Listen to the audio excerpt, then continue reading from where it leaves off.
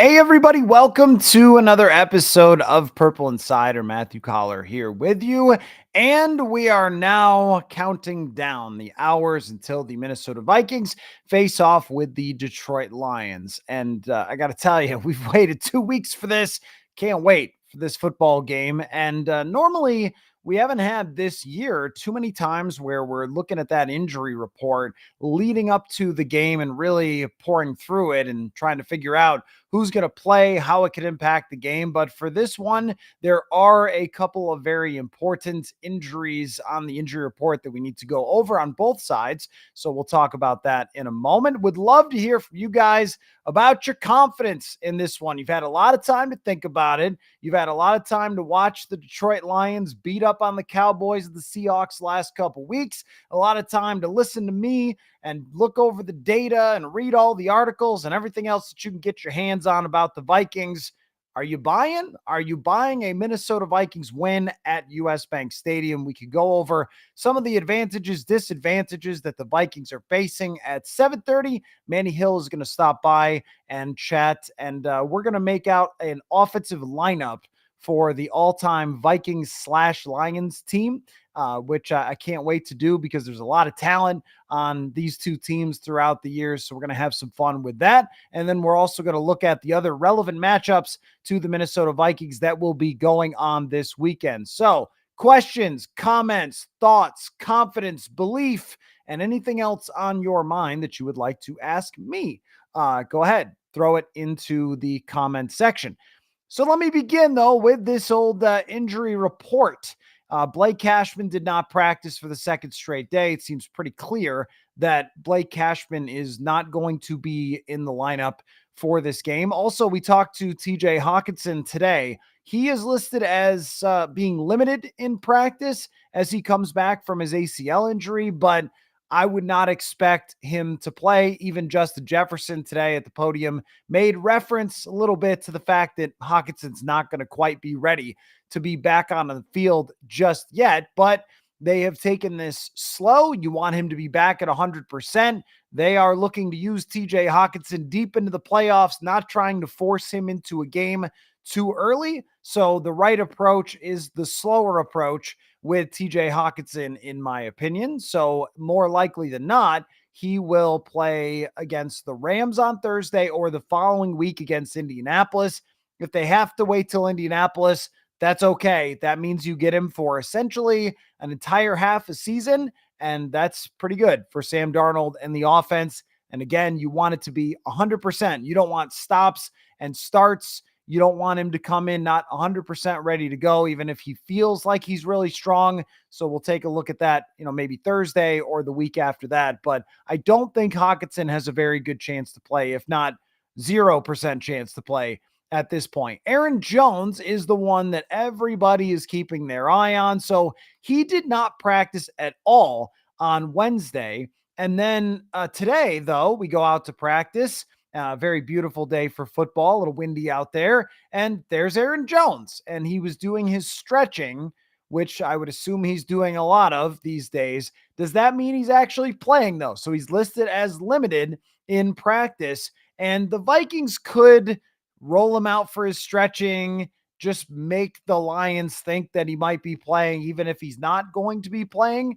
But with somebody like Aaron Jones, I think you always know that he's going to try to make a push to get into this game as big as it is.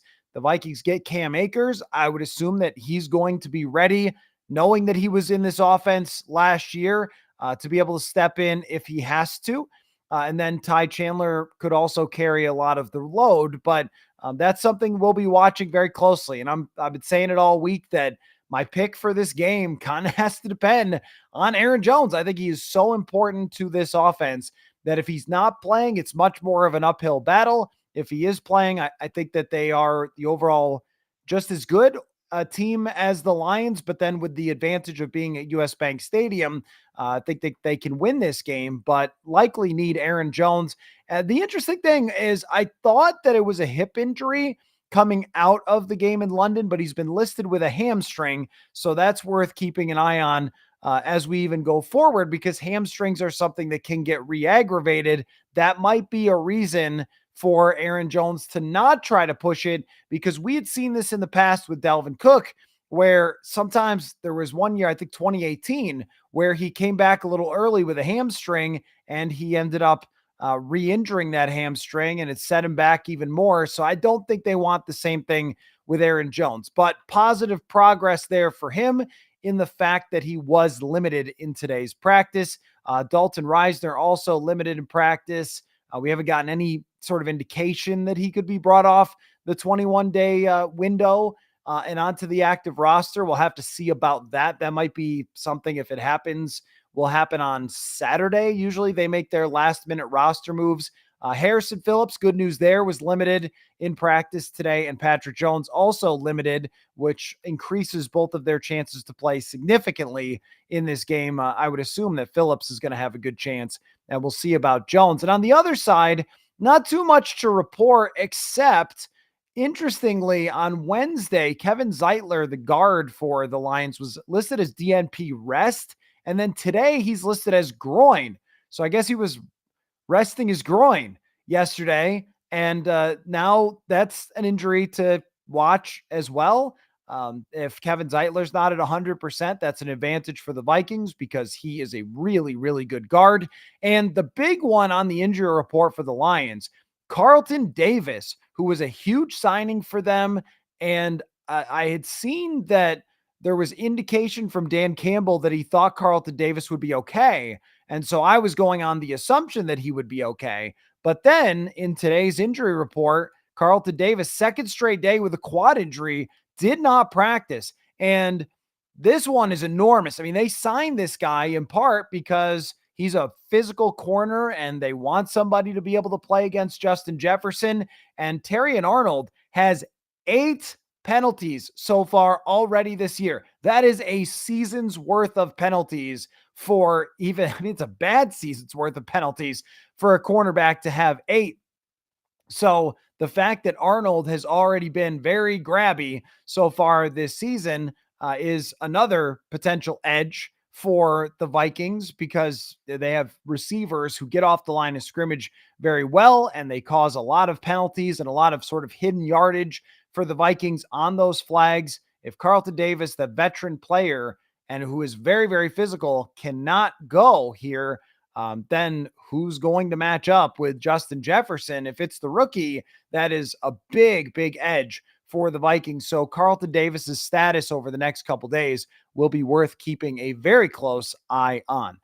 So there's kind of the injury report. It's very relevant. I mean, Cashman looks like he's not going to play. Aaron Jones, we'll see. We'll keep an eye on the Carlton Davis thing going forward, but a lot to wonder about for those game day inactives that could eventually have an impact on this game. All right, let's get to your questions, comments, jump right in. What's on your mind? How confident are you that the Vikings can beat the Detroit Lions at US Bank Stadium on Sunday? But of course, I'll take any other questions as well. From Mike, injuries, I think, will be even closer matchup and amazing fights. Yeah, I mean, this is a game where when you go position by position, when you try to look for all sorts of different edges, advantages, who's got the better of the other team, I mean, they both have great vibes coming into the game. The one thing about the Lions is this their third straight road game?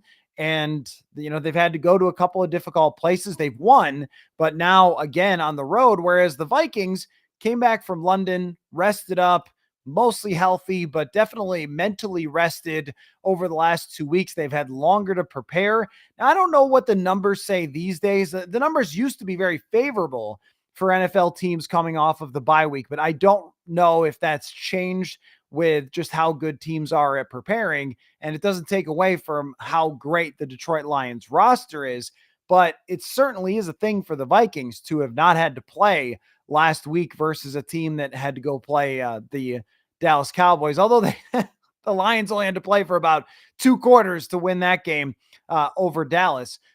But as we go through and look to the most minuscule details of this game, I also expect a extremely, extremely close contest. They've got the great offensive line. The Vikings have the great defense and the deception. Both quarterbacks have been thriving because of the weapons around them, the play callers that they have, and play action quarterbacks building off of the run game.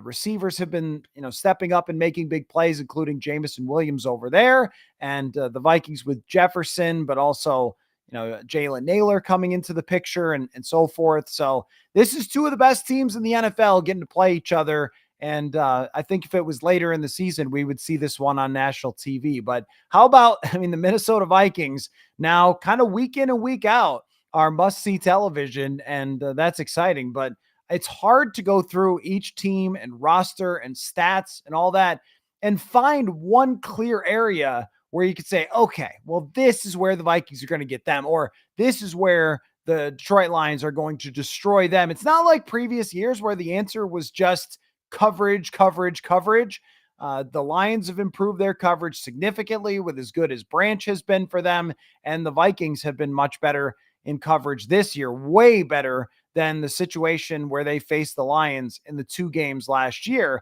when they didn't have Byron Murphy Jr.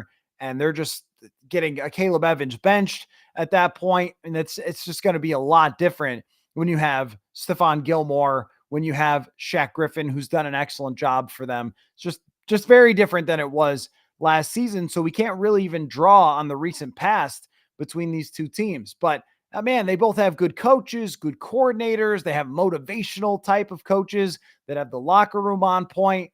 The US Bank Stadium advantage is real. I don't think either kicker is missed yet this year, which, that sort of screams for somebody to have a big miss. But when you say that you expect it to be a really close fight, I completely agree. Danny says, calling it now, Naylor is going to carry us to victory. Okay, well, Naylor, I thought it was a miss by the Vikings offense last week to not get him the football, or 2 weeks ago against the Jets, to not get Jalen Naylor the football. It really needs to be a priority. He has great hands. He's got explosiveness. He's got an ability deep down the field. But I also think that they could get him the ball underneath and he can make plays. He doesn't just have to be speedy running deep. He could also be speedy on a quick slant or something like that. And Darnold, that was kind of on him on a few plays where he did not find Jalen Naylor underneath and he, needed to and didn't look at him. And I think there was a few too many times where he was focused too much on Justin Jefferson. That, I think, is something that they should be able to correct a little bit going into this game, is when do you take the risks to throw it up to Jefferson? When do you try to distribute the football? And Jalen Naylor should be toward the top of the list, though I'd really like to see them get Addison going, because Addison has the injury early on, assimilates himself back in with a big touchdown catch against the Packers. But when he was really good against let's see, I'm trying to think what his big games were for last year. When he was really good last year as a rookie, I thought it was a underneath intermediate type of area route running, I guess against the 49ers when he had that big touchdown catch. But there were other times where he was just so good at running intermediate type routes, 7 to 10 yards, and you could get first downs. He can make those toe drag catches along the sideline. Getting him the bye week and maybe closer to 100% may help Sam Darnold look to Jordan Addison a little bit more. So if we had to call it, you're calling Naylor. I would kind of call Jordan Addison in this game, that I think that he would be a lot bigger of a factor than he's been so far. Jeff Viking says, if I were to choose, I would rather see Hawkinson than Jones. Well, I think if I'm to choose, I would say both is who I want in the lineup, but I don't think that Hawkinson is quite as important as Jones. I don't know. It's hard to say. They're both such great players. These are two Pro Bowl caliber players that, when healthy, will make up an even better supporting cast for Sam Darnold than he's had. And he's had a really good supporting cast. But Jones has been the engine of the offense. It's undeniable. The screen passes, the pass protection, the ability to keep churning for extra yards when it looks like it's going to be 2, but it ends up being 6. He's a special player. And the fact that Sam Darnold can lean on him, where he could set them up in favorable situations so Darnold doesn't have straight dropbacks all the time, I think Jones has been the most valuable player on the offense so far. And you would rather, I mean, I'm not going to pick between the two, but I mean, you'd much rather have him playing than not playing. And it to me, it's the difference in one more score potentially is just having a guy who could keep you on the field, who can get you first downs. And I'd actually like to see them trust Jones a little more in some short yardage situations. But when you can have a screen pass average 8 yards per throw to Aaron Jones, I mean, that's a big advantage. When you can pitch to the outside and get an easy first down because he gets 10 yards weaving through traffic, it's a big advantage. Chandler feels so much more boom or bust. It's 20-yard run or it's not much happening there. And Cam Akers could add some tough yards for them. How much can he do this week if he's got to fill in is another question to ask. But yeah, I wouldn't downplay Aaron Jones and his value in the offense. It's huge. Manjuice says McCarthy's injury averaged 4 to 6 month recovery time. Is it possible for him to come back if the Vikings make a deep playoff run? It is not. He is on season-ending injured reserve. He is not allowed to come back. So he will be taking the whole rest of the season to develop his mental part of the game. And by late in the season, he'll be able to practice on his own, but he will not be able to take part in any practices with the team. So he could be off to the side. He could be doing stuff after practice with Josh McCown, but I believe he can, or at least with the trainers, but he cannot do a full practice, and he will not be coming back in any capacity for the game. For any game, for any playoffs, for anything. That's season-ending IR. They didn't want to put that on him to have to make his debut after going through a long meniscus surgery. If this was a 10-year NFL quarterback, they would probably have not put him on season-ending IR, but because it's a guy that they're trying to develop in the best way for the future, they want him to have that whole offseason lead up to next year as the starting quarterback. Deontay says, who steps in for Cashman? The answer is everyone. Everybody. That's what it is. It's everybody. It is potentially Andrew Van Ginkel sliding into that spot at times. It is Josh Metellus. It is Ivan Pace doing the green dot stuff. It's Kamu Grugier-Hill. So you might see Kamu Grugier-Hill take 25 snaps. Josh Metellus takes 25 snaps there. Andrew Van Ginkel takes a handful of plays with the linebacker position, and then you see Dallas Turner or Patrick Jones off the edge. I could see very much mixing and matching when it comes to the way that they're going to fill that spot. He does so much for them that it can't just be one person. Hey, Kamu Grugier-Hill, go do everything that Blake Cashman does. I think it's really going to have to be a complete group effort to fill in for him. He's another guy like Aaron Jones. He's kind of the Aaron Jones of the defense, where he just does so much for them. And there's also a leadership element that's really important. The play calling element that's really important. It's a tough loss for Blake Cashman when you go into a game like this. But Grugier-Hill has made plays. I mean, as far as backup linebackers go around the league, find backup linebackers that have Kamu Grugier-Hill's resume. There's not that many of them, really. I mean, he's been a starter for a lot of his career, so he's a good player. Topaz says Lions average around 30 points per game this season, and Murphy thinks that will be in a shootout Sunday, and they'll score more than that against our defense. Who is Murphy? Byron Murphy? What Murphy? Who's Murphy? Brian Murphy, maybe? What say you, Matthew? Okay, I was like, wait, which Murphy? If you mean Brian Murphy, probably earlier this week on the show, may have said that. Anyway, the question is, what now? They'll score more against our defense. You have the under. Oh, for 30 points? Yeah, I mean, I don't know. Like, the Lions have a phenomenal offense. I mean, truly. And this is not a new experience for this offense. This is because I know some of you will leave the comments that they haven't played anybody. Okay, I understand. But this is now going on 3 years of elite offense. This isn't something new. It's not some trendy thing that they're doing that's tricking other defenses for the first couple weeks, and then people will catch up. This is a stacked offense with a great play caller and a great quarterback. So I do expect them to be in a bit of a shootout here. Now, 30 points, I don't know if it's going to reach 30 points against Brian Flores' defense. That might be hard for Detroit to do. I would look at much more of a 24-21 type of situation with of course, I mean, why not? The last second field goal from the logo from Will Reichert. I don't know. But that's how I look at it is both teams should be able to put up some points because there's enough elite offensive talent on the field. But I don't think that there's a team in the league, and this is judging based on the offenses that they've gone against so far. I don't think there's a team in the league that's going to be able to run up the score against the Vikings defense, even as talented as they are. But I also think in a game like this is the toughest offense that the Vikings defense has faced because of the 5 fat men up front for the Detroit Lions. They're just really good. And if anybody's going to communicate in this building, it's probably Goff who's been there. It's probably a lot of these linemen who've been there. It just isn't going to shock them the same way that it did the Houston Texans.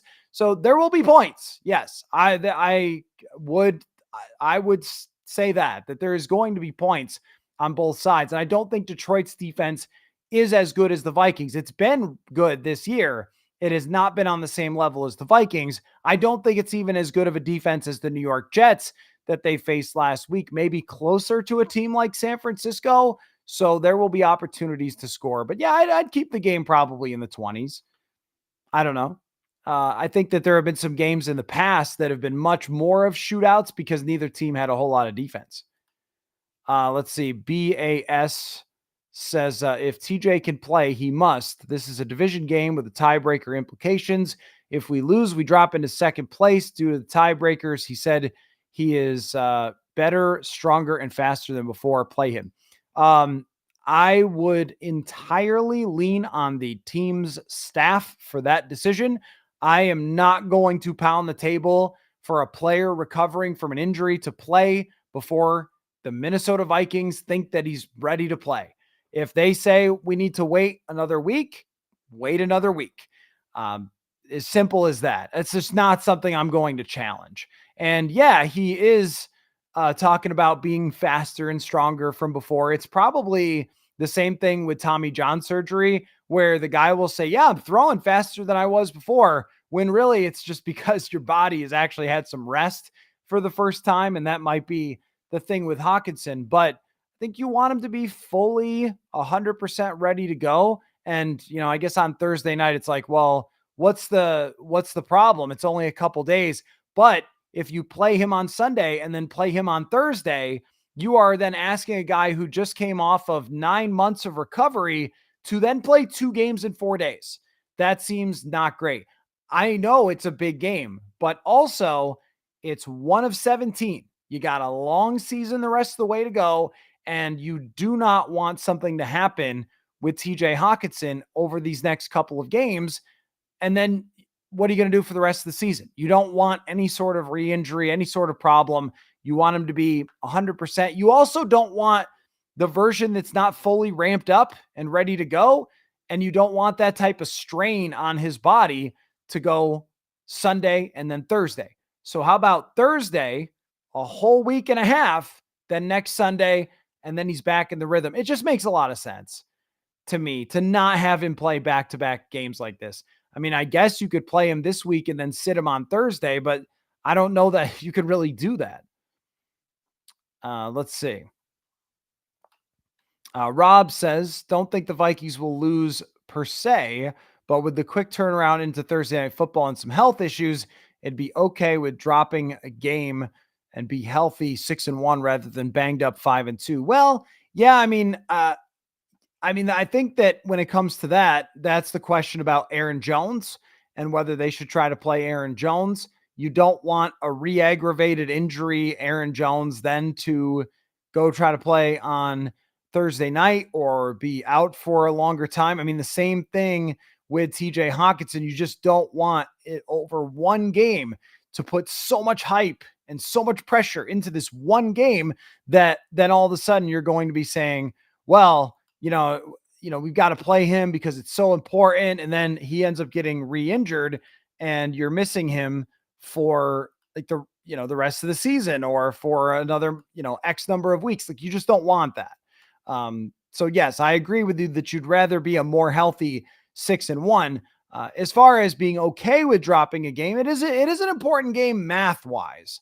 When we think about just the sheer, here's how the standings work to this one, not only do you get the head-to-head edge for now until you play them at the end of the season, but there's a pretty big difference between being neck and neck with the Detroit Lions and being 2 games up. That feels like you have a huge cushion over the Detroit Lions as you go forward throughout the rest of the season, and the head-to-head is also feels like a pretty big edge. You go to 6-0, and then you're looking forward at Rams are beatable. The next 3 teams after that are in the AFC South, very beatable. And your road games are Jacksonville, Tennessee, not anything shocking there. And you've got a chance to start racking up a huge number of wins before you get your first L, if those teams play anything like they've usually been playing. Plus, that extra break before coming home against Indianapolis allows them to get even a little more healthy.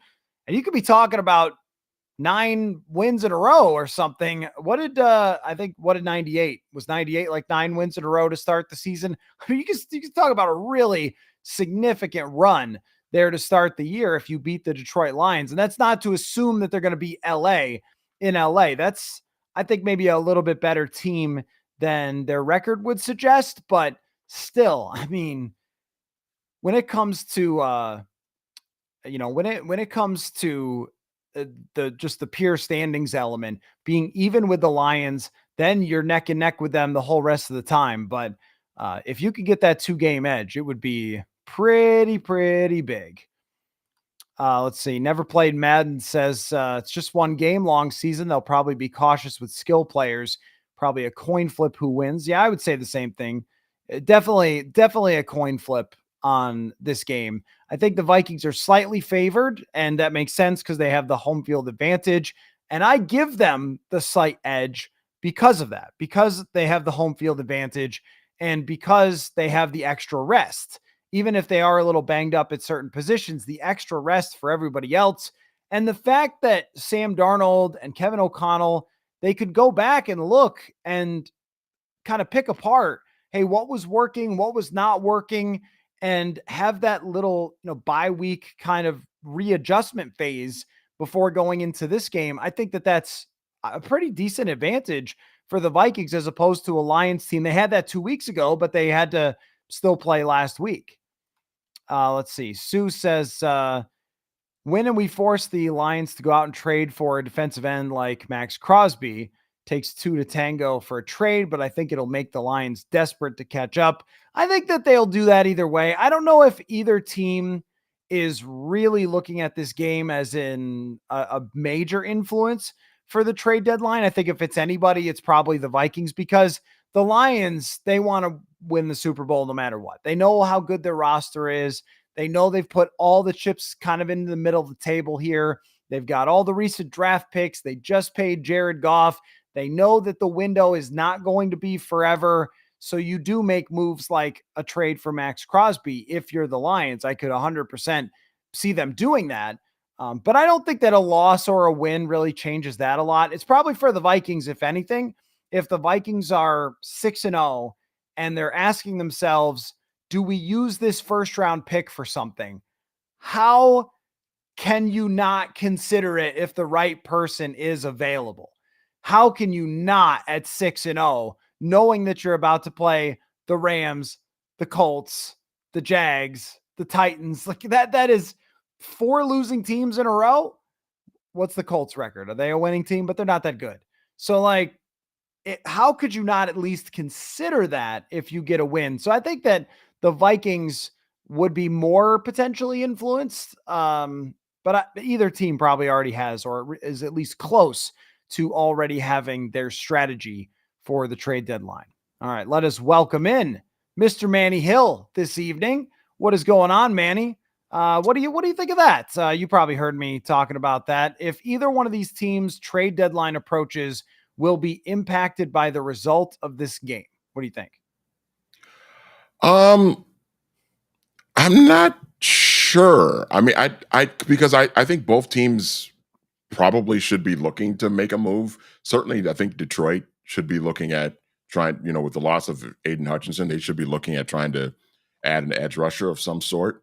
Um, and I think that's regardless of whether they win or lose this game Sunday. And for the Vikings, I think getting Cam Akers back, I think was a nice move to kind of maybe shore up the running back position. We talked about that the other night, about just with the unsure health of Aaron Jones going forward for the rest of the season. You just don't know how healthy he'll continue to be.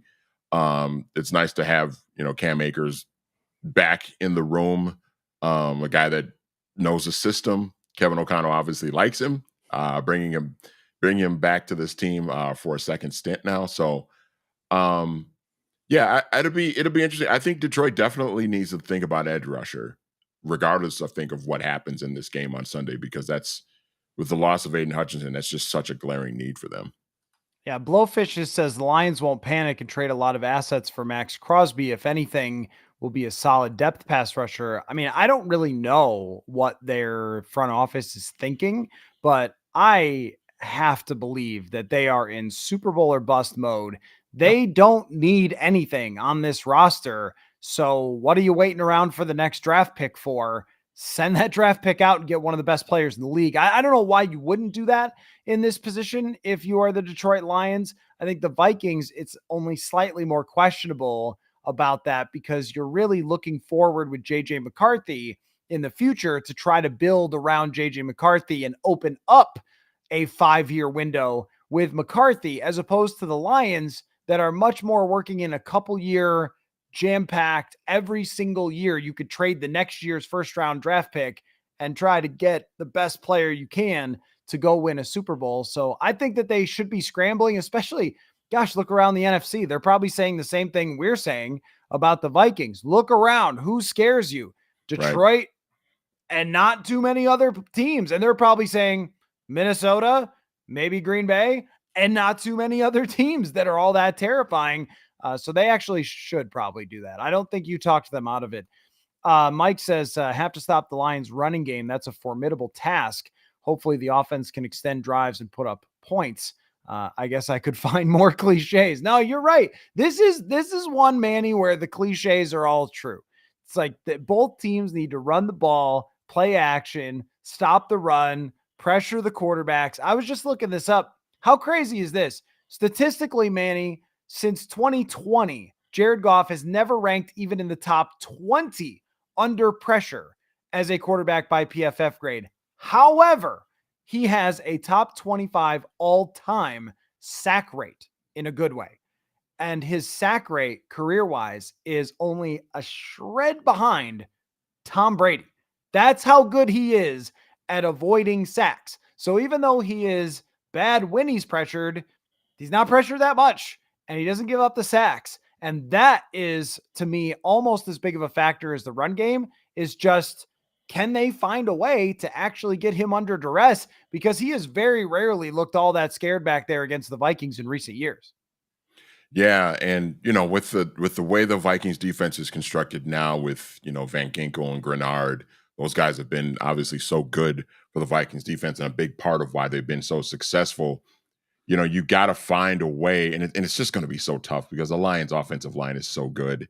In the passing game and in the running game, they're just so good at protecting Jared Goff, opening up running lanes for their backs. So it's going to be really important for Van Ginkel, Grenard, Patrick Jones when he's in there as well.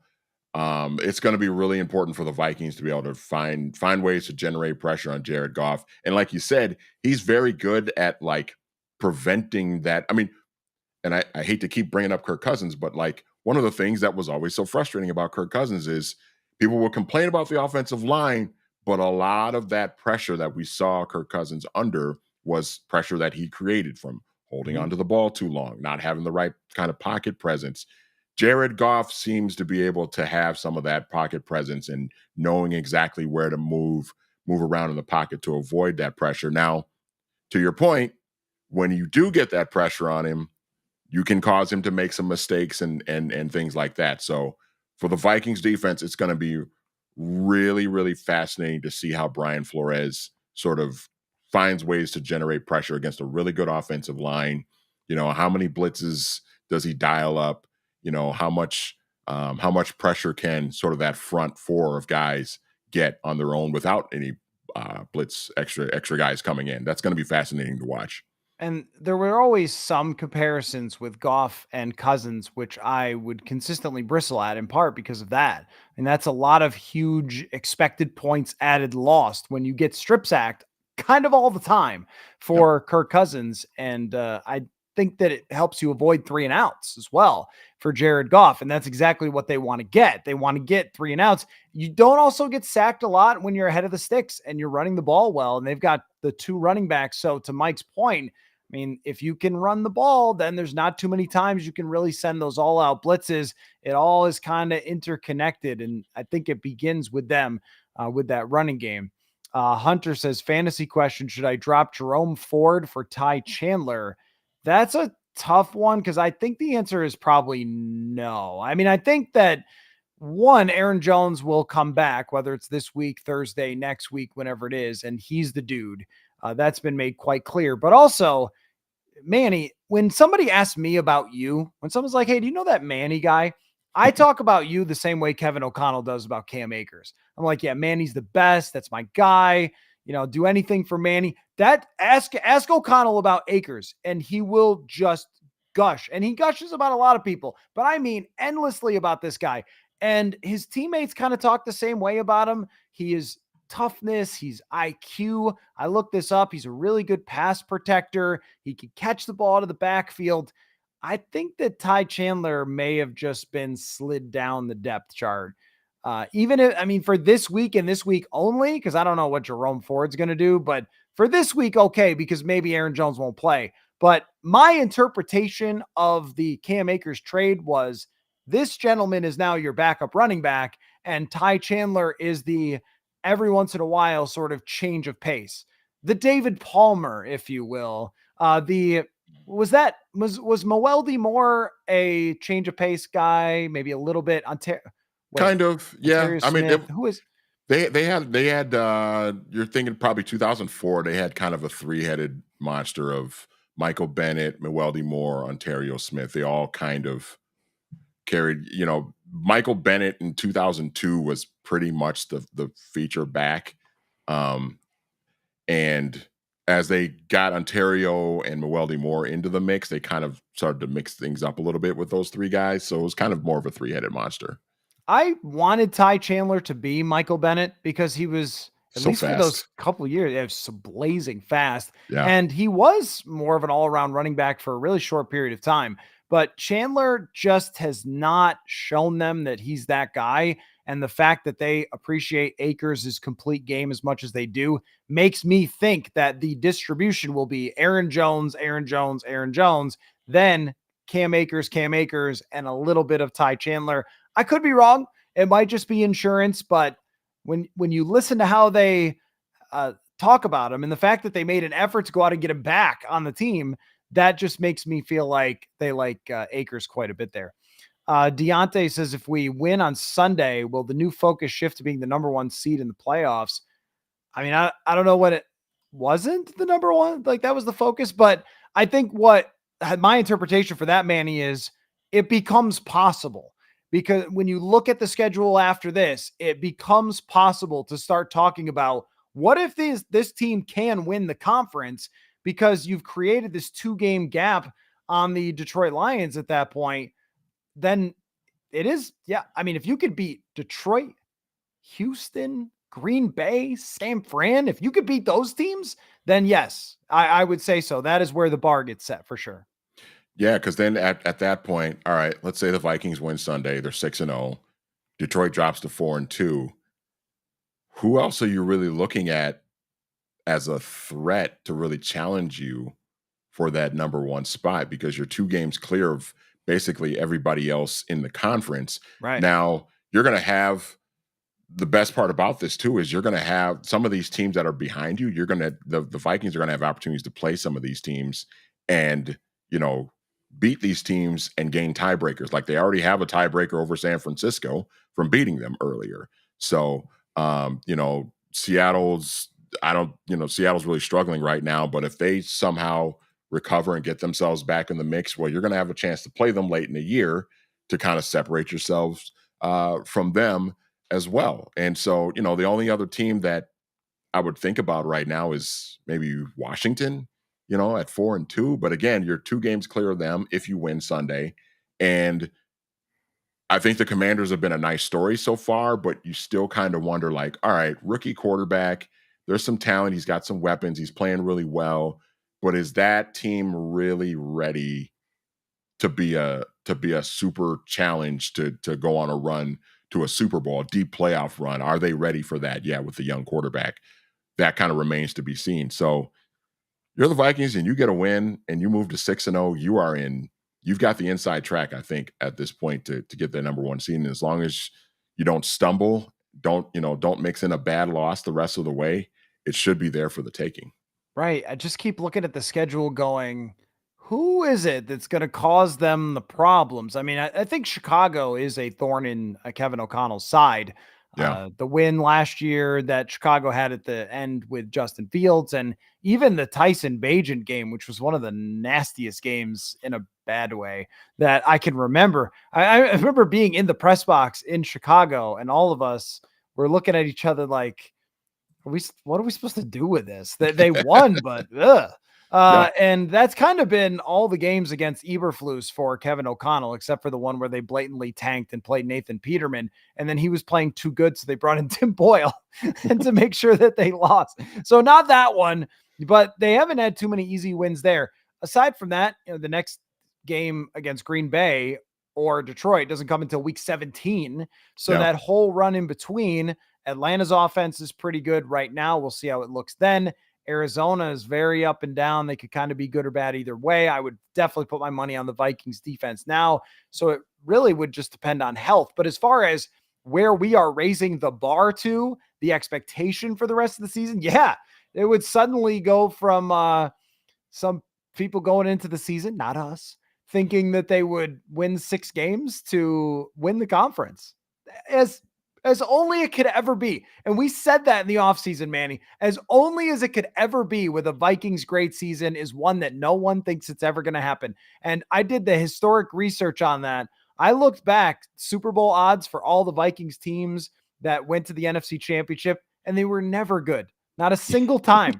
The only time, you know what year the only time they were was 09. That was it. Yeah. That's the only time they ever had good Super Bowl odds. Jacob says my prediction is 30-27. Either way, I think it's going to boil down to a field goal, and I think we have the better kicker, so the odds are in our favor. I don't know if you have the better kicker. I mean, their kicker's good. Like, he was in the UFL, and he's kind of a freak. But this is a funny prediction, and I would love other predictions that are very specific like this. Mike says, I think we see Will Reichard's longest field goal of the season. He already hit one from 58. How much longer do you want him to kick it from? Do you think the 30-27, I like that as a prediction. Yeah. I said more like 24-21, that it could be a little bit more of a attrition battle than we think from 2 great offenses, because the defenses are pretty good for these 2 teams. But what do you think of that's kind of shootout territory? What do you think of that? Yeah, I like the idea of a shootout between these 2 teams because I think there's so much talent on both of these offenses. And obviously, Jared Goff is just locked in right now as a starting quarterback for them. And, Sam Darnold's been kind of up and down the last couple of weeks. Had the great start, obviously, and we know that he's capable of putting together a really good performance. And I think, Detroit not having Aiden Hutchinson, that's gonna really, because they don't really have a lot else in terms of pass rushers outside of him. I mean, he was just doing so much for them on the defensive side.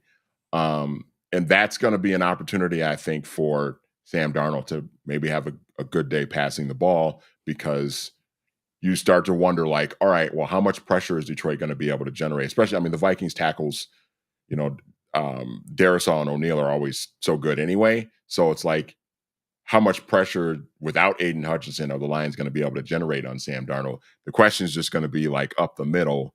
can the interior part of the Vikings line hold up a little bit and give Sam some time in the pocket?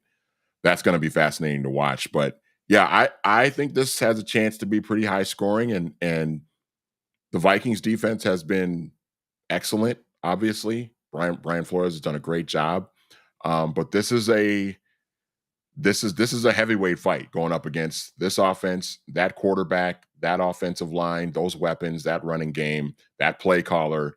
This is going to be the ultimate chess match, and I would not be surprised to see a lot of points put on the board on Sunday. Clyde says, why not play TJ Hawkinson the first and third quarters to get to game speed and not overdo it? I'm just not going to question the Vikings staff when it comes to the handling of Hawkinson. I'm just not. Whatever they decide to do is probably the right thing to do.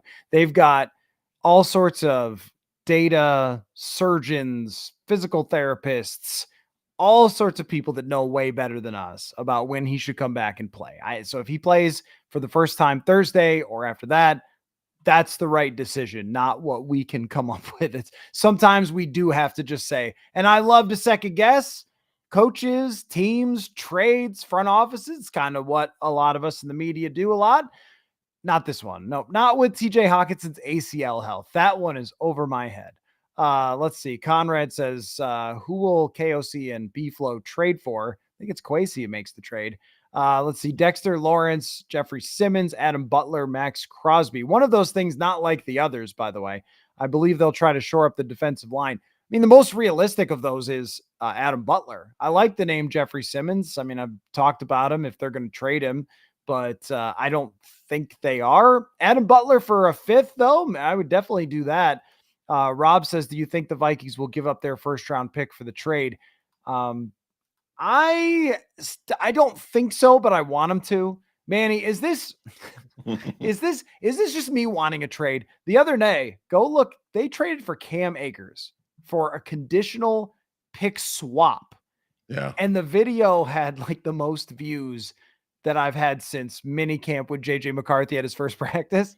I was like, you guys make some more trades, please. I said that to someone with the team. Like, can you guys just make a couple more just for me, just for the views, just for the excitement? Is me wanting them to trade their first round pick for a difference maker, for a JC Horn, for a Jeffrey Simmons? Is that me just wanting a trade and just wanting a go for it season? Or is this rational?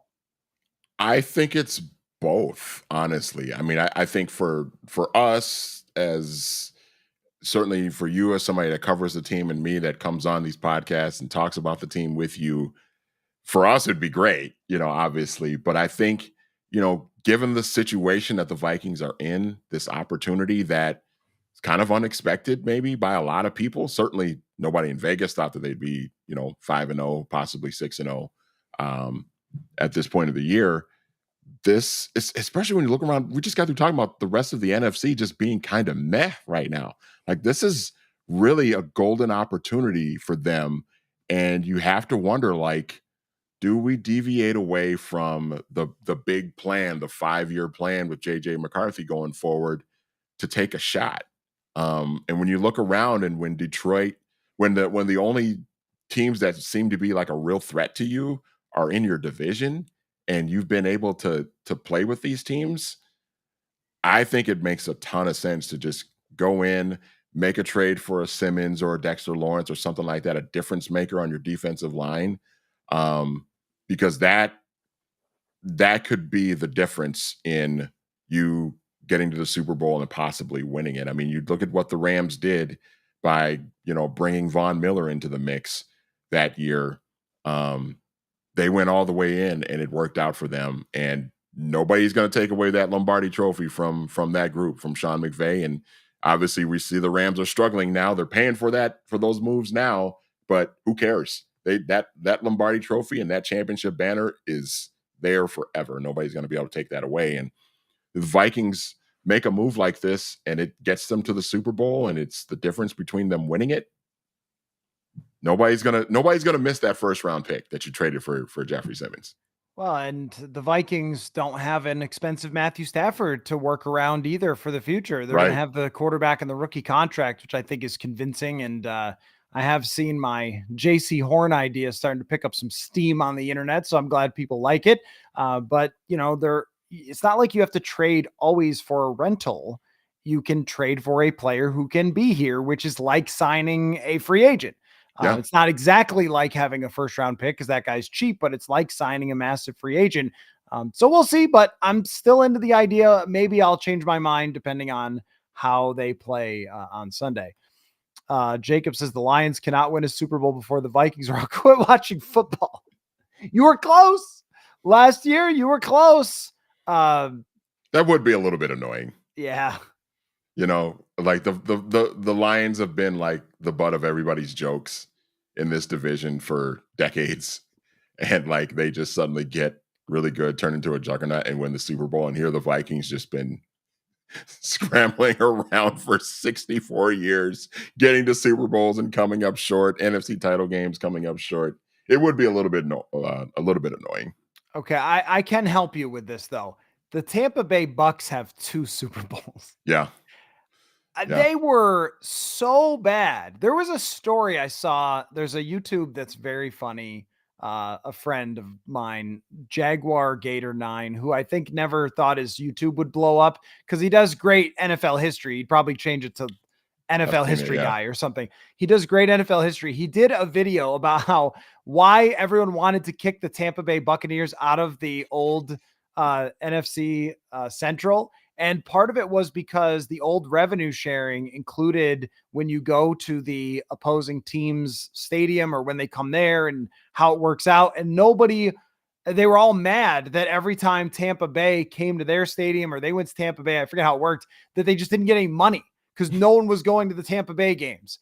And which makes a lot of sense. They were as much of a laughingstock as exists in all sports history. Yeah. And then they win a Super Bowl with John Gruden and a former Viking quarterback. And then they do it again because Tom Brady picked them. And apparently, I think it was the Chicago Bears didn't want Brady and instead decided to stick with Mitch Trubisky. So it could be worse for you. Tampa Bay, I think if you didn't quit watching football after they won their second Super Bowl and your team has none, then, maybe. And how about Cleveland fans? Not only have they not gotten the Super Bowl, and they got close many times with those really good teams in the 80s and so forth, but then Baltimore leaves. And a couple years later, they're raising the Lombardi Trophy with the players that your guy drafted in Cleveland. So it's going to be worse. You'll keep watching football. I do not believe you. I don't believe you. I don't believe you're going to suddenly become the fan of some other team. Or just stop football altogether. Rob says if the Vikings can get a first quarter 2-score lead again and force the Lions out of the run game early, that's probably the best chance.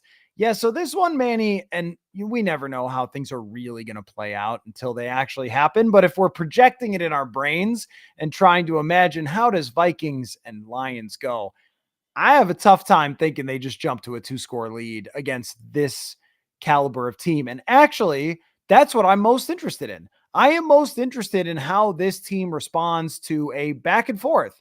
You score, we score. You punt, we punt. What does a 17-17 fourth quarter football game look like for the Minnesota Vikings, or whatever it might be, 24-24? Because I think that's actually what we're going to get. What does it look like when the other team can use their whole offense for the entire game, as opposed to, well, we're down 17, so Aaron Rodgers has to target Garrett Wilson 400 times in a row. And I think that's a great test as we build a sample size for Darnold, the defense, like every question that we have, to be able to see them in a closer back and forth game. Yeah. And also, well, first of all, this is going to be a dogfight. I think just with the way both of these teams are built, the way both of these teams are playing right now, I think this is going to be a back and forth battle. It's going to be pretty close. But also I'm curious to see like what happens, because the Vikings have seemingly gotten off to really good starts and jumped ahead of all of these teams that they've played so far. What's going to happen if Detroit comes in and just marches down the field in the first drive and jumps up 7-0? How does Kevin O'Connell handle that? How does Sam Darnold handle that? How does that change if Detroit, that happens and then the Vikings punt the ball, go back to Detroit? The Lions march down, kick a field goal, and it's 10-0 with, 3 minutes left in the first quarter. How do the Vikings sort of handle that? Because that hasn't really happened yet. And not saying that they can't handle it or that everything will just completely fall apart, but I'm curious to see how this group responds to that, to falling down early, and how the quarterback responds to that, and how they sort of handle that, how Kevin O'Connell handles that. That's going to be fascinating to watch, because it's very possible. We've seen Detroit do this. We've seen Detroit jump all over Dallas. Not saying it's going to be 47-9 on Sunday, but we've seen Detroit sort of jump out to leads on people because the offense is so high powered, and that just makes them much more comfortable. And I'll be really interested to see, how that plays out if that happens on Sunday. How the Vikings sort of handle that scenario too. Don says the emotions for this game for Detroit will be unmatched for Hutchinson. Well, that's true. Yeah, sometimes teams get a little bit of a boost, like emotionally, for that. Detroit 26, Minnesota 23. I could see that happening. BM says the Lions front line defense is predicated on getting Hutchinson into favorable matchups. That's for sure. And using his incredible edge speed with him out, I wouldn't be surprised if their defense really struggles. I would be surprised that when you say really struggles, I think I would be surprised. Their defense can't be the same. It's just not possible. When you lose somebody who's playing like Reggie White out there, it is not possible that you will be the same defense. But their two scary players for the Vikings are on the interior in DJ Reader, Elaine McNeil. McNeil has been great against the Vikings before, great this year. He just got $100 million contract boost. I don't think that they really struggle because of that. Although, if they're without Hutchinson and Carlton Davis, who was on the injury report, that could be a little bit different. I'm only reading this comment because I have a lot of funny answers for this. Mike says, where's our in-depth look at Manny Hill? Give us the resume occasionally. Love the guy. Well, Manny played Darth Vader's voice. No, Manny was actually the guy who followed John Facenda on NFL Films. That's where he came from. No, Manny. I wish. The reason Manny is on the show is because we met randomly and I like him. No, it's because we worked together. 1500 ESPN back in the day. We worked together a ton. So now I wanted you on the Purple Insider. It's not complicated. That's the whole resume. And we both like the WNBA. Friday, Manny, we going? We are going. Okay, we're going. We are definitely going. That game last night, I think it was like 19,000 people silenced at the end of the game. Sabrina sad. Decided to hit a shot for once in the series. Unbelievable. Yeah, I know. And can't believe it. The thing is that the sequence before, she took a bad shot from a similar kind of thing and missed it. And I thought, oh, well, good job. And then so when she lined up the 30-footer, I was like, oh, well, that's the best you could have hoped for. Oh, it's good. Anyway, we'll move back to football. Ty says there are a lot of games left. I'm not going to sweat playoff position just yet, hoping we can peak at playoff time, not September. Well, yeah, I mean, of course, yeah. If you start 5-0 and you don't follow that up with anything, as we saw in 2016, then that is a problem. And, I agree to some extent that, yeah, you can't start really talking about playoff position. But I think as far as our expectations for the team, if they go 6-0 and finish anything less than second place in the conference, although first place comes along with an incredible benefit of not playing in the playoffs in that first round, but anything less than a top 2 seed and home field advantage would be actually very disappointing considering who they've got coming. So I actually do think we want to look forward at 6-0 and go, okay, how good can this really be? And if you guys come short of that, then it will be a disappointment. Yeah, because especially at 6-0, it's like you look ahead to the schedule, sort of that stretch of the AFC South that they'll be playing. That it will be kind of that lighter part of the schedule.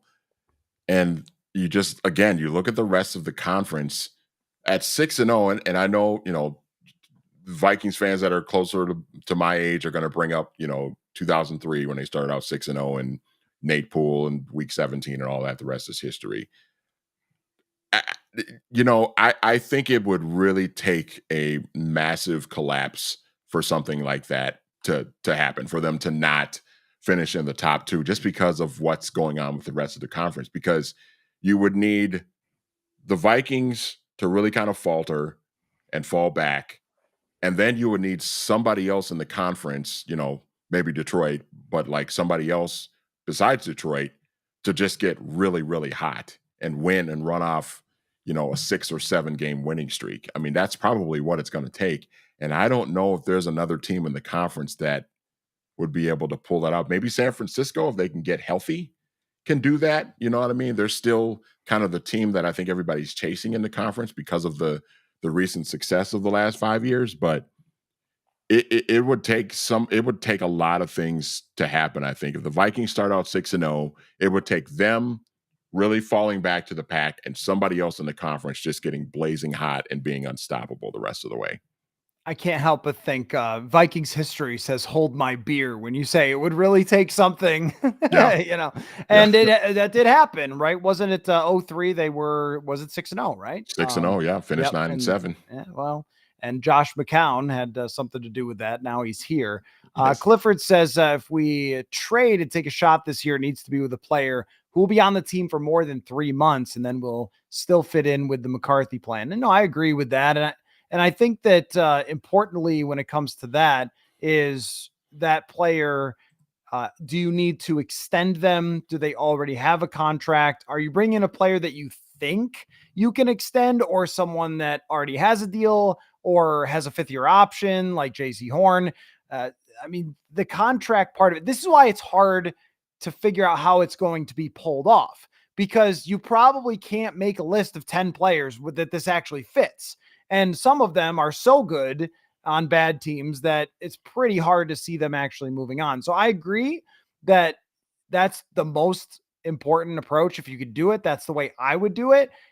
But realistically wise, I just don't know that it's really that possible to pull off. And I don't want them to just trade away the first for whatever. But man, you bring up, like, sometimes teams had to go all in on it. Jay Ajayi for the Philadelphia Eagles, they picked him up in the middle of that season. He was huge for their race. I think it tends to happen kind of a lot that the teams that win the Super Bowl, they go out and get somebody. The 49ers got Chase Young, who I'm kind of interested in. I have not and will not watch tonight. I refuse. I am just boycott. I am not watching the Saints and the Broncos play. I forget that. But if the Saints lose, they got to be looking around for, okay, like, sell people off, because Derek Carr has been out. Spencer Rattler is probably not going to take them to the playoffs. Chase Young is on that team. Add an extra rusher to the mix. Probably the more realistic thing, Manny, is them trading their 5th-round picks for a contributor rather than some sort of huge all-in type of deal. Yeah, and I don't, honestly, with that too, I don't think there's anything wrong with that. You bring in a guy that can just help and add some depth, a guy that can bring some depth to the defensive line, some depth in the secondary. So I mean, Cam Akers in a lot of ways was kind of like that, where he's not a superstar running back, but he's a guy that knows the system. He's a good, solid player. It gives you some depth in a position that you might be a little bit thin at because your number one guy is a little bit banged up. If they could make another move for another Cam Akers type move, maybe like for somebody on the defensive front, somebody in the secondary, that can be very helpful because, again, depth is very important too. You want to have high end talent. You want to have a guy like Jeffrey Simmons in, you know, but if you can get another guy that's just a really solid player that can step in and play more snaps in case one of your number one guys gets hurt and you can still be okay, there's nothing wrong with that either. Yeah, and Wrigley says here, what's wrong with a veteran rental like Brandon Sheriff, Joel Bitonio, Adam Butler, the other guy, I think it's pronounced Seiler. Is he a defensive tackle? There's nothing wrong with that, but just for the first round pick, just to clarify, if you're giving up a first, that you don't want to give that up for just a rental. But if you're going the 5th rounders or something into 2026, which they already dipped into, okay, well, that's fine. If you're going to give up a conditional 3rd rounder from 2026 and a 5th from this year to get somebody like Adam Butler as a defensive tackle or Brandon Sheriff as a right guard, I mean, that would be terrific, I think, and probably is more along the lines of being realistic. BM says, I've never seen Will Reichard kick in person. In a dome in perfect conditions, how far can he reasonably make a field goal? I think 65 is how far he could make it. The problem with a 65-yard field goal, though, is you have to kick it low. Like you can't, it'll lose momentum if you kick it way up in the air, and they can block it. So that's always, pretty scary. But as far as how, like we've seen him in training camp, Manny, in the Vikings facility, when it would rain, you have to be inside. I've seen him kick it from 55, and it's definitely 10 yards up over the goalpost. There is no question about it. His leg is ludicrous. In the joint practices, it was really cool. I was standing underneath the goalposts, and they had this light pole that went up in the dead center. I imagine it was put there on purpose for the kicker to focus on the dead center of the field goal post. And Will Reichard was doing this thing where he didn't do any run up to the ball. So he just stood there and swung his leg. He was kicking him from like 50 yards and hitting that center pole. And I was like, what is this? And so we're going on the podcast every day going, guys, I don't even know what to tell you. This kicker is insane. And so, of course, what do you think the comments are saying? You guys, he's going to miss the NFC Championship field goal. He probably stinks. You don't know what you're talking. And hey, I'm just saying he's been really good so far. So I think the Vikings made the right draft pick. On draft night, I was like, I don't know, guys, kicker, but this kicker, yes, this kicker. We have a nice lead in here, Manny. Derek asks, Manny, barring Barry Sanders, who is your favorite Lion of all time? I'm going with Mel Gray. Love Mel Gray. He returned so many kicks against the Purple. Sanders number one, though. Who is your favorite Lion of all time? If you take Barry Sanders out of the conversation, I would probably say Calvin Johnson. Yeah. I mean, it's as far as like favorite to watch, the thing is with Calvin Johnson, I think about this sometimes. We didn't get to see a ton of him because we didn't have red zone and we didn't have constant highlights. I mean, think about Andre Johnson, Calvin Johnson, both guys, the numbers we knew, but it wasn't like we had social media and we were just constantly getting to see these guys, or you could click on any game with NFL Plus. I click on any game. I just watch the whole thing back and I can see a guy play whenever I want to.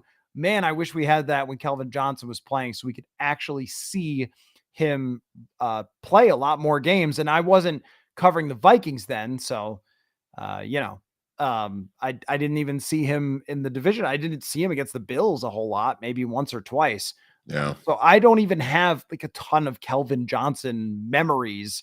And they would play those Thanksgiving games and lose by like 46 points. That was that was the toughest part. I think they made the playoffs. Maybe they made it once with Jim Schwartz was the coach there, and then I think once when Jim Caldwell was the coach there with Megatron.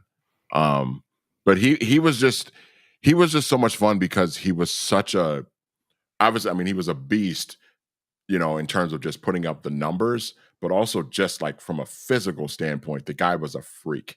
I mean, he's 6'3", he's 240 pounds, runs like a deer, catches everything, runs great routes, was very technically sound too. Just it's a shame that the Lions were so rotten for so many years while he was there. They could just never, even when they made the playoffs, they just weren't, they were always kind of overmatched and not really. They were never a team that you looked at and was like, oh yeah, that team's they can make a run at the Super Bowl. They were just like getting in on a down year in the NFC North, and it was just not really a whole lot after that.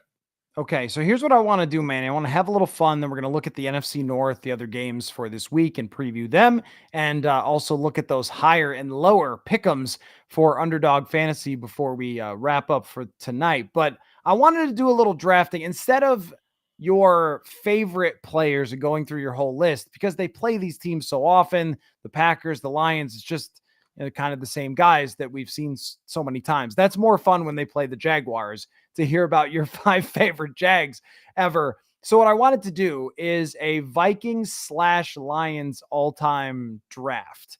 So the way I want to do it is, why don't we go by the positions? So you'll draft your quarterback first. I'll draft mine, and then I'll draft a running back. So I'll get 2 in a row, then back to you, and we'll go back and forth kind of like that.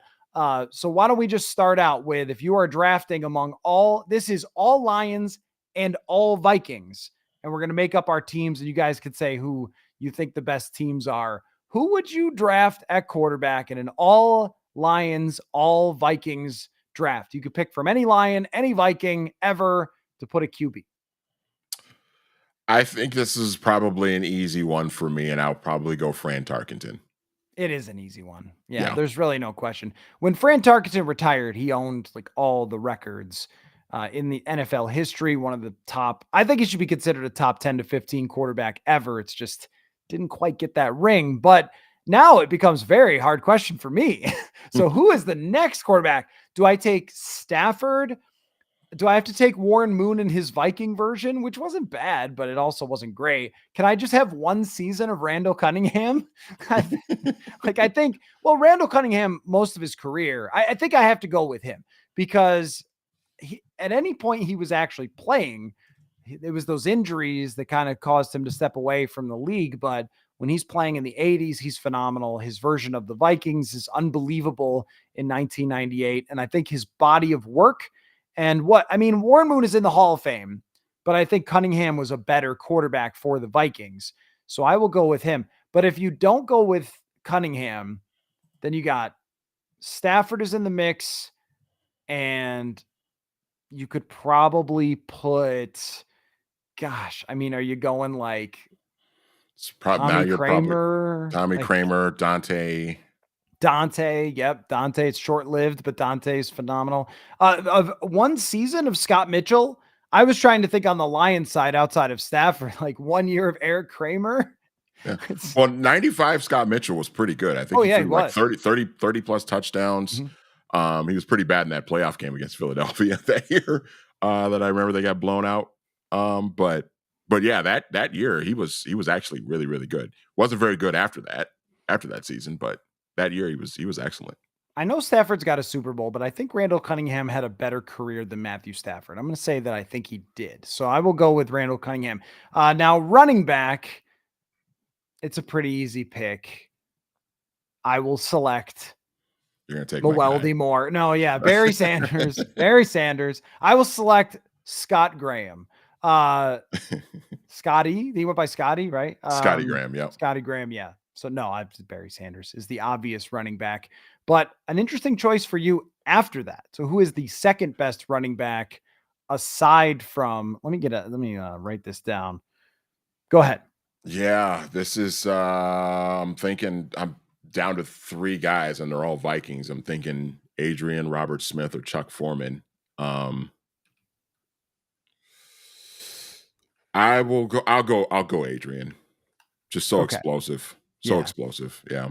Yeah, I guess it's not. I was thinking there might be a tough choice between Adrian Peterson and maybe like Robert Smith, Chuck Foreman. Chuck Foreman was so versatile, man. Chuck Foreman was so versatile. You could throw it. He could give you 60, 70 catches a year too, aside from, running it out of the backfield. But yeah, that's what I was thinking. But yeah, you're right. It's not that hard. Let's see. So I have Cunningham and Sanders. You have Tarkenton and Peterson. AP. Okay. Now it is brought up that maybe I should have picked Favre. I don't know if I didn't really want to pick Favre right now. It's just tell you the truth. Not a good time to pick Brett Favre right now. But, I just don't think. But objectively, Randall Cunningham's 98 season is better than Brett Favre's 2009. It just is. Yeah. Like there's a better team. He had a better season statistically. And career-wise, Favre had the better career, though. There's no question about that. But I'll lean toward give me Cunningham's 98 season over almost anybody in the NFL history as far as quarterback seasons. So, and I love Randall Cunningham and the way he played. But now wide receivers is an interesting one. So you get to pick another wide receiver here, and you get to select between Randy Moss and Calvin Johnson. But why don't we pick like 3 receivers each to make it fun? So why don't you pick your 3 receivers and I'll pick mine? Okay. Okay, but we're splitting Randy Moss, Calvin Johnson. Who are you taking? How about that, though? Who are you taking between Randy Moss and Calvin Johnson? I'm going to take Randy. Okay. I'm going to take Randy. Yeah. Okay, and I'll take Megatron. Okay, now who's your other ones? Okay, this is where it really gets fun. Wow.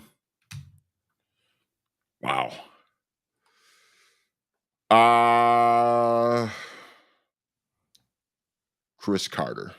Okay. I'll go Chris Carter. All right. I am going to take Herman Moore.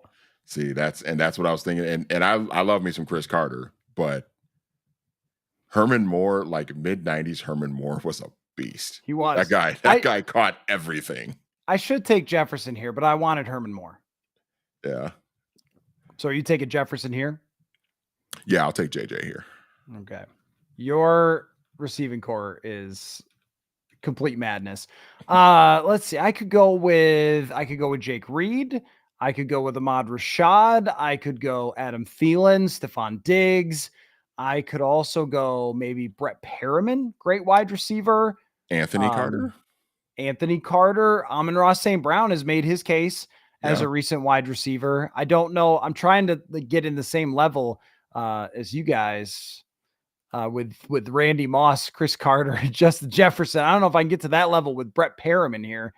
Maybe with this, I'll go Jake Reed. Jake Reed. Okay. Or should I go Stephon Diggs? Maybe I should go Stephon Diggs. I'll go Stephon Diggs. Yep, I'll go Stephon Diggs.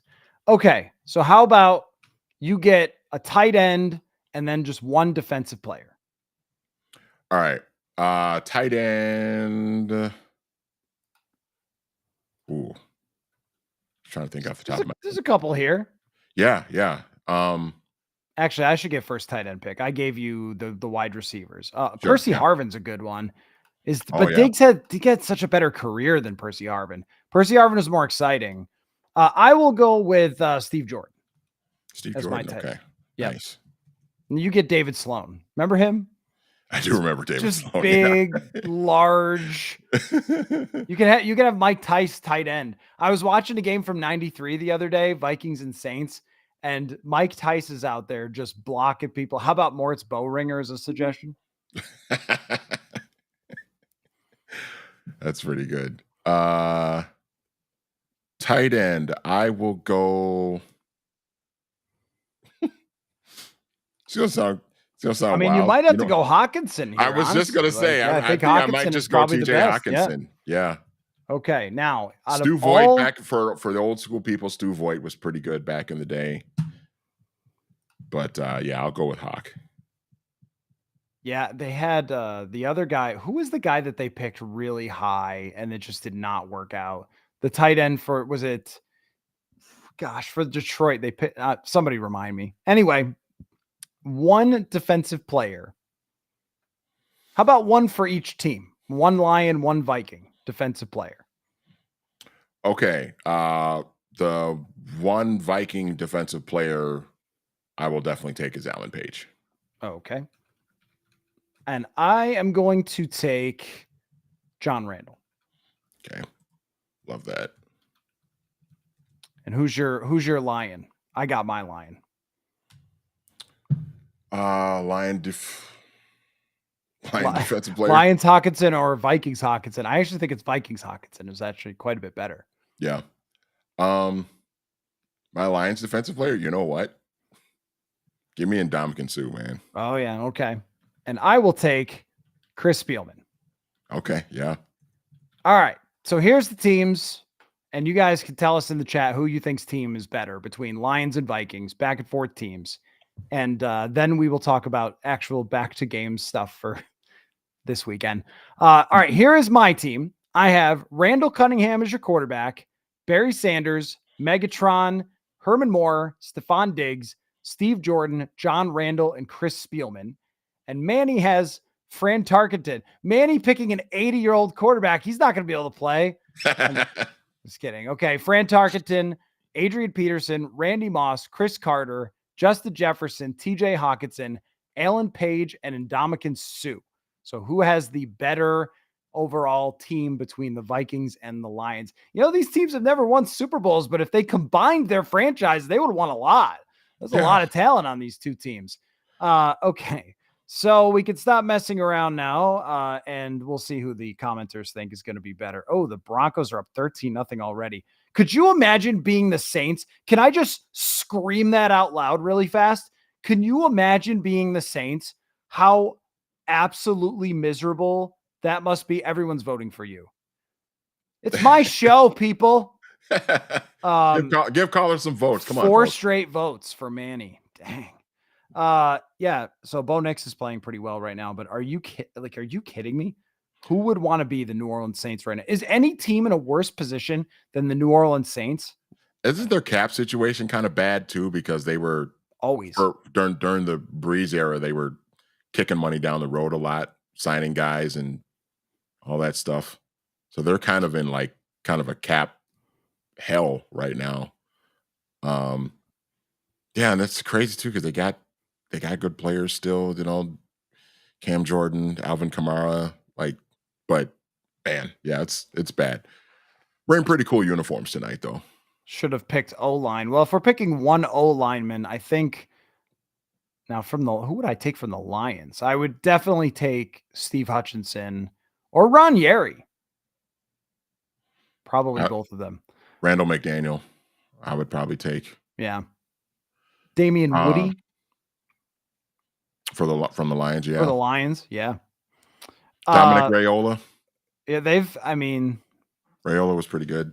There's some good ones. All right, let's talk about the other NFC North games this week. So the Bears are off. So we'll just talk about relevant teams to the Minnesota Vikings since the Bears are off. Who do the Packers play? They play the Houston Texans. Ooh, okay. Yeah. What's your feeling on this game? Oh, man, I am actually now irritated that I will not be able to see this game because I'll be covering the Vikings game. But that one belongs on the marquee right next to Vikings and Lions, Texans, Packers. That's good stuff. Yeah. I mean, well, what is the 325 game? What's the national game? Chiefs Niners. Here? Chiefs Niners. Okay. Okay. Yeah, that's pretty good too. Yeah. We'll talk about that one as well. Yeah. Otherwise, I was going to say Texans Packers would be a good 325 game that everybody could watch. Yeah, that's going to be really, really fascinating. Because both teams are you got two teams that got young quarterbacks that are playing well, and both teams made the playoffs last year and won a game in the playoffs. Both teams won a game rather decisively in the playoffs last year, and competed pretty hard in the second round. Yeah, it feels like two teams that are young, that are really trying to maybe take a next step beyond what they did a year ago. I think they're both really well coached. D'Amico Ryans is, I think, doing a great job down there in Houston, and Matt LaFleur, I think, is really good for the Packers. And so, yeah, that's gonna be really, really fun. Yeah, it's kind of too bad that they're going to be playing at the same time as the Vikings and Lions. I know that one is just for quarterback play.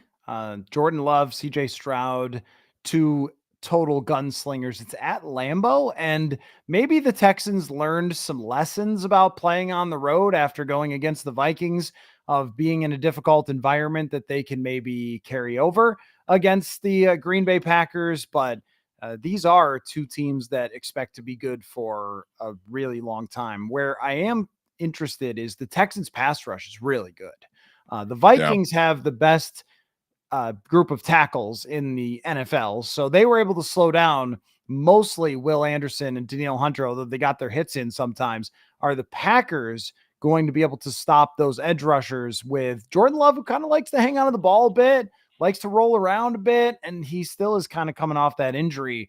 Who would you pick in this game? I might go Texans.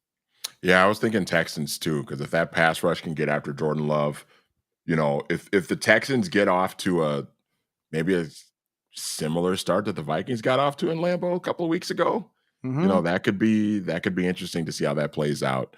And I think Houston is very capable of doing it. They've got the offensive weapons to do it. The young quarterback, CJ Stroud's playing well. I like the Texans in this one for sure. All right. Chiefs and 49ers is relevant to the Vikings because there are some folks who still think the 49ers are as good or better than the Vikings, which is weird because they Not are right now. 3-3 and the Vikings are 5-0 and the Vikings beat them. But you still see when people power rank, the 49ers are up there. There's just a lot of belief in what they've been in the past. Also with the Chiefs, I think that we should just keep putting the Chiefs at the top of all power rankings because Chiefs. They've won the last 2 Super Bowls. Man. I understand that Mahomes is not playing at the same level, but no quarterback just plays at their absolute best for 18 or 17 straight games. I mean, Chiefs 49ers, who do you got in this one? I like the Chiefs. Yeah. They just 49ers are favored. Does that surprise you? 1.5 point favorite, so maybe that's an adjustment for home, but still. It's in Santa Clara, so I guess that's not too surprising to me. But dude, the Chiefs right now, just the way I'm so impressed with the way they just win games. It's just like it's everything is just it's all business with them, and they're not the explosive offense that they've been in the past with Mahomes, but they still remain very efficient on offense, and their defense. What Spags has done with that defense over the last few years to get them to where they were last year, obviously a great unit, and they've been excellent this year as well. Like they just find ways to win games, man, and it doesn't. You're not really surprised by it anymore because it's like this is what they do. They are truly the class of the NFL right now, of this league, of this game. The quarterback obviously is the number one guy on the planet. And, you know, they probably have the best head coach in the league, one of the great head coaches of all time. And just what they're doing on defense, too. You know, they get guys that get injured, guys that don't play that well, and they just put somebody else in and it just works. You know, I mean, Travis Kelce, maybe not quite the guy he was, you know, last year or the year before. Still doesn't matter. If Mahomes needs him to make a play, he's going to make a play. If they need to stop on defense, they're going to make it happen. It's just, I liked them in this game. I think the Niners are just a little bit too banged up right now. I still think the Niners are going to like recover and end up winning that division because that division doesn't seem like it's very good right now, especially with Seattle kind of falling back to earth a little bit. But in this game, I like Kansas City to go in and just kind of do what they've been doing. Just take care of business. And you look up and it's like, oh, the Chiefs beat the 49ers 24-16 and Kansas City 6-0. Right. On to the next. Right. You know? Yeah. It definitely seems that they just know how to grind out wins. And maybe at some point their offense will kind of come alive. And we saw that a little bit with Juju Smith-Schuster all of a sudden. It just comes back to Kansas City. It's kind of like with Brady in New England, where you're like, Jabbar Gaffney, huh? Like, this is a good receiver. Okay. It was always kind of that way. I was watching Pardon the Interruption a couple of weeks ago, which is like the main show on ESPN that I still really enjoy watching with Kornheiser and Wilbon. And Kornheiser brought up a stat. They were talking about the Chiefs, and the Chiefs, I think so they're 5-0. Then you've got the 4 games in the playoffs, and then the 2. I think they've won 11 games in a row or something like that, and they have not scored more than 27 or 28 points in any of those games. That is crazy, and they're winning all these games. That is crazy. You know, like, and then you look up, and it's not like they're winning games. The defense is playing great. It's not like the offense has just been awful, but it's like it's like the offense just does enough, and the defense makes enough stops, and then they just win the game. And there's nothing you can do about it. Like the Patriots. I mean, like the Patriots did with Brady for so long, where it wasn't always huge stats for him, and they would find a way to win every close game, and their defense was good. Their coaching was great. And according to the chat, the games are rigged for the Chiefs. So that's just always going to be thrown out there. But tell me you could watch back what happened in that Bengals game and that it wasn't a pass interference. I mean, the guy just wrecked the wide receiver from behind. I don't know. What do you want to do there?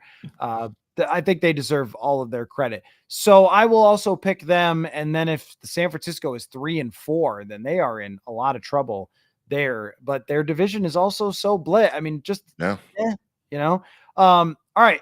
Let's get to the underdog fantasy higher or lowers. And just wanted to say again, I mentioned this on the show the other day, but you guys have been awesome when it comes to using the promo code PURPLE over at Underdog Fantasy. We got the numbers back, and a lot of you have signed up, and I really appreciate that because it does help the show every time somebody signs up using the promo code PURPLE. So it's super awesome that you guys have done that. Underdog Fantasy is the easiest place to play fantasy sports and the fastest growing fantasy app in the industry. Last week, guys, I did what they call an early slate fantasy team. So it wasn't the Sunday night, it wasn't the Monday night, it was just the 1 o'clock and 4 o'clock games if you're in the Eastern time. I don't know why I said it that way.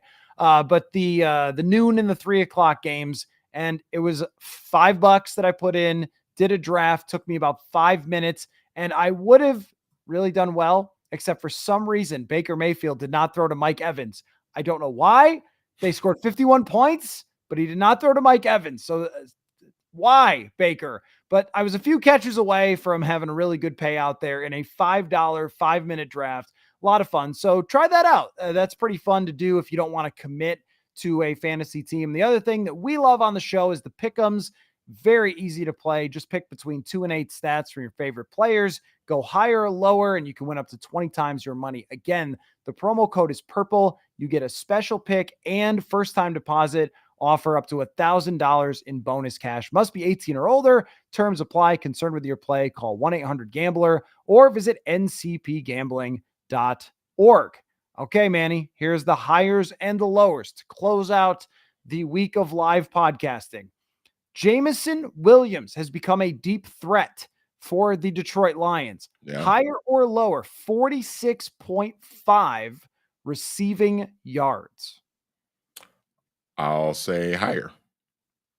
I think so too. I think they're going to try to work him the ball. The Vikings have been destroyed by Amon-Ra St. Brown over the years, and I think they're going to put a ton of effort into that, and they're going to try to slow him down. But Jameson Williams, they also kind of, the Lions love to troll. So they were trolling the Cowboys by giving a tackle the football. They also trolled the Vikings in 2022 by throwing a touchdown to Jameson Williams. And I believe it was his only catch of the year. I think that they realized that they traded up for Jameson Williams, and they're going to try to troll a little bit. But yeah, so I think that you are right. They will try to work the ball as much as they can to Jameson Williams. How about this one? Jared Goff, higher or lower, 245.5 yards. I'll say higher.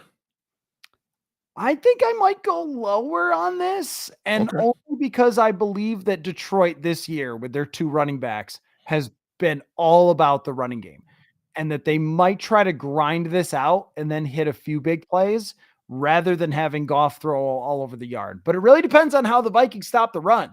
If they stop the run and put it all on Goff, then he will go higher than this. But I think I'm going to end up picking lower. How about Justin Jefferson? Here's a stat for you. Justin Jefferson averages 134 yards per game for his career against the Detroit Lions. 134 yards per game. The higher lower number here is 92.5. Yeah, I'm not sure that the Lions have anyone that can really hang with Justin Jefferson, and he's already the best receiver on the planet. So I will say higher. I will also say higher because if Carlton Davis is banged up and Terry and Arnold can't do anything except for grab wide receivers. Mm-hmm. Now here's the fun one. Will Reichard, would you say that Will Reichard goes higher or lower 7.5 points in this game? Love to use the kicker involved in this. Yeah, it's awesome. I'll say higher. Probably kick a couple field goals and get an extra. To kick it, but yeah, is that couple field goals? Require 2 couple field extra goals? Points. Yeah, maybe get. I agree. Two field goals, a couple extra points. That'll get you 8 points right there, right? He did a great job against the Jets under difficult circumstances, but this is Will Reichard's moment to introduce himself to the NFC. Well, did he make a field goal against the Packers? Well, he did. Actually, it was the difference in the game. So anyway, there you go. We'll go higher on that. So great week of conversation, guys. Really, really appreciate all the great comments and conversation that we've had leading up to this one. Tomorrow night, keep an eye out on the YouTube for my discussion with Andrew Kramer, kind of a hardcore breakdown of position by position. We'll be looking at that one. So that one will be up on the YouTube page tomorrow. Manny, thanks for your time. And I can't wait on Monday night for us to know the result of this, come back, break it all down, look forward, and you will be picking the schedule. Again, wins and losses on Monday night, 7:30. So you guys will want to be there then. Thanks everybody so much for watching/listening, and we will catch you all very soon. Football. Football.